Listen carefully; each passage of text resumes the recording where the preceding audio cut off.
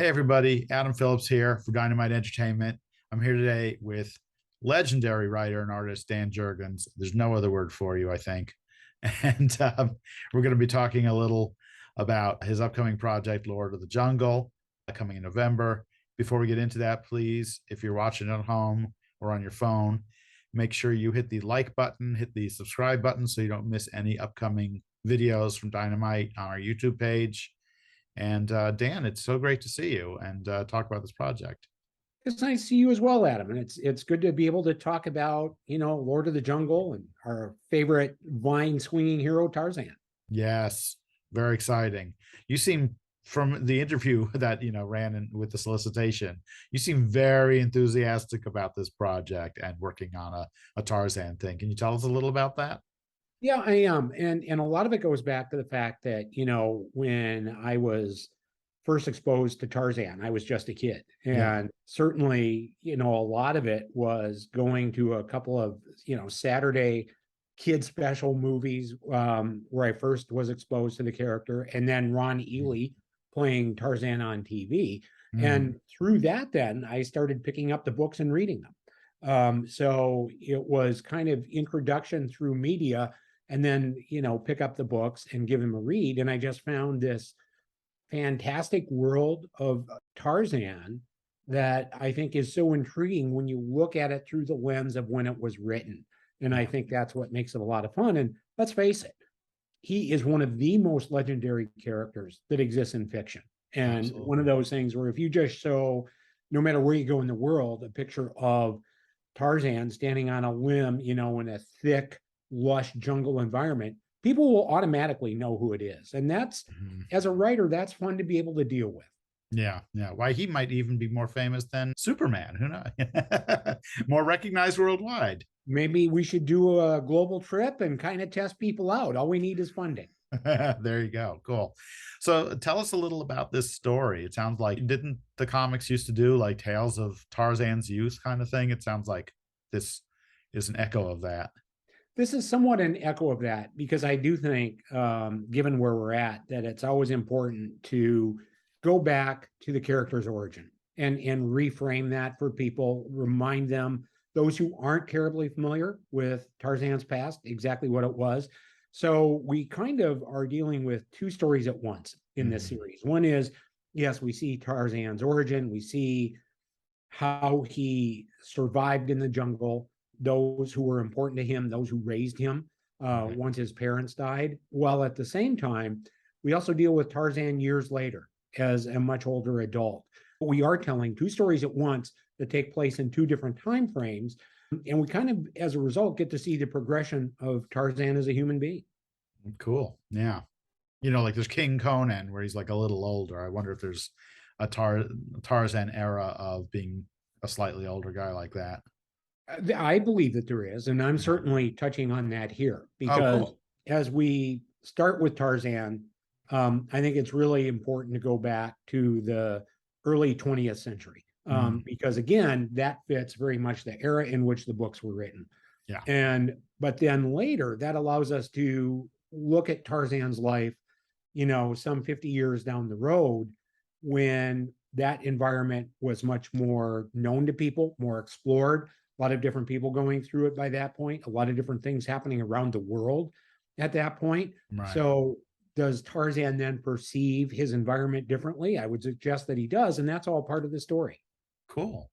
Well, it sounds really exciting. And are we going to see other familiar characters from Edgar Rice Burroughs kind of storytelling? Like, I mean, is Jane in it? I don't know how big a part those really play in the books because I've only read a couple. Right. And I think that it's safe to say here, we certainly refer to Jane here, Mhm. and there's some talk of Jane. We won't quite see her in the first couple of issues because we really do want to focus on Tarzan. But I think what I want to say is that Tarzan's world is a rich and thick one. And that includes, the natural enemies that he had in the jungle, like Kerchak the ape, or his mother Kala. And I think it's his ape mother, Kala, I should Yes. say, who raised him. And I think it's important that we acknowledge all of them. So Mhm. as we set this out and kind of reintroduce Tarzan to people, like I said, I think we'll dive into different elements of his world, but some of that is saved for later on down the road as well. Yeah. Now, I know one of the things that it kind of inspired you in this also is the history of Tarzan comics, which had so many great artists working on over the years. And right now you've got your collaborator on this book, Benito Gallego. Man, he's doing some spectacular work, and we're going to show a few pages now. Tell a little about what that's been like. Well, one of the things that I have always said is Tarzan is one of those properties that is an artist's artist property, right? That if we go back and, I think of reading Tarzan comics as a kid, when my first artist that I was probably introduced to was definitely Russ Manning. Yeah. He was the first Tarzan artist I remember. After that, certainly, then we had Joe Kubert doing his stuff on it when he did it at DC. That was just so gorgeous, so impressive. Yeah. Later, Tarzan went to Marvel, and it was John Buscema. So we have this steady current of artists just in the world of comics who did it. In the world of newspaper strips, it's the exact same way, where it has always been these tremendous draftsmen who have been able to do this book. Right. So when I, agreed to do the book with Dynamite, was who could we get? And Benito Gallego, I think, has done a wonderful job of capturing the essence of what Tarzan's world is, who he is as a character, because so much of it's not just Tarzan. You have to want to draw animals. You have to want to draw a jungle. It's all that environmental stuff that is so much a part of his series. And he's been doing a wonderful job.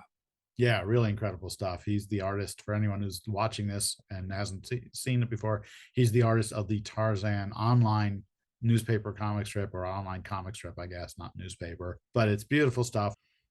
Yeah, it's very exciting to see. And we've got some great cover artists lined up too. Of course, we're going to show those in a moment. So yeah, if you're interested, please stop by your local comic shop, tell the person behind the counter that you really want to get all the issues of this, and you can, choose your favorite variant cover or get them all if you want.